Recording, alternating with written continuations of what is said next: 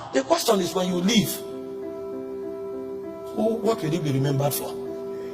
There's no house you build that will last for more than 60 years. The world is moving too fast for your house to be relevant for 60 years. There's no car you buy that will be relevant for more than 10 years. There's no money you have in any account that can exist beyond 2 generations. And so the question is, when you leave, what will you find about you? The only thing that can live with about you forever are the immortal things you pick from the presence of God. Because everybody who goes there carries something. Some goes there, they carry favor. Some go there, they carry wisdom. Some go there, they carry power. And so the things they establish because they went to the immortal realms, they become immortal forever on the face of the earth. And so a man who has not journeyed in intimacy with God, he's already forgotten. He's just using money to sustain his influence. Some people are struggling so hard to be relevant while they are yet alive. Some men have died and they cannot be forgotten because of where they went to and the things they taught. Do you think you call your child David because you love the name David? No, you don't love David. That name has no meaning to you. It is because of who bore it and who he became in God. And so when you call your son David, you are actually reminiscing on the immortality of a man who has walked with the Spirit. So men become eternally relevant because they walk with the Spirit. This is a man who wandered around with women, but suddenly he saw a spirit and he started walking with that spirit, and forever and ever generations to come will be honored to name themselves after his order, because he has seen something that is eternal.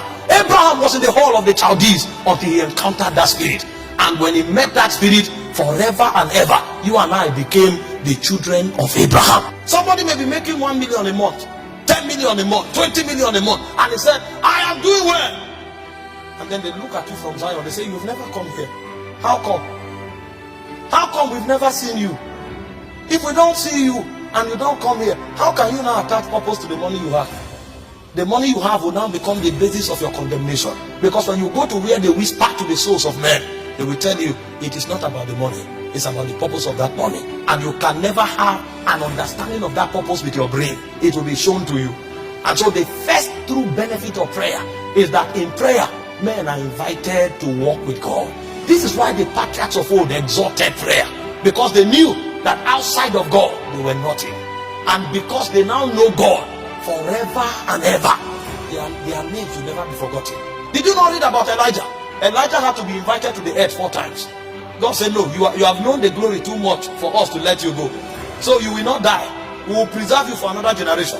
They said the spirit of Elijah came back. And after the spirit of Elijah came back, the 2 witnesses will still come back. A man becomes immortal like God because he has walked too close with God for a world to forget him. Intimacy is what provides for you the benefits of immortality.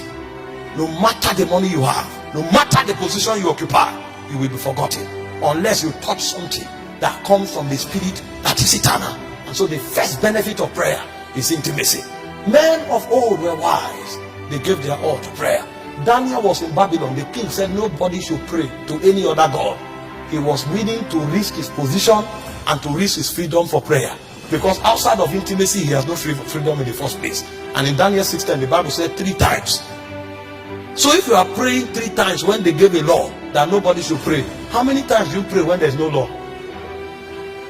And he said 3 times the guy prayed facing Jerusalem. He was not afraid to be arrested. And when they arrested him, he didn't apologize. I'd rather be nothing with prayer than to be everything outside of prayer. Because with prayer, I have God. Outside of prayer, I have nothing. These men knew these things and they were willing to give their lives for it.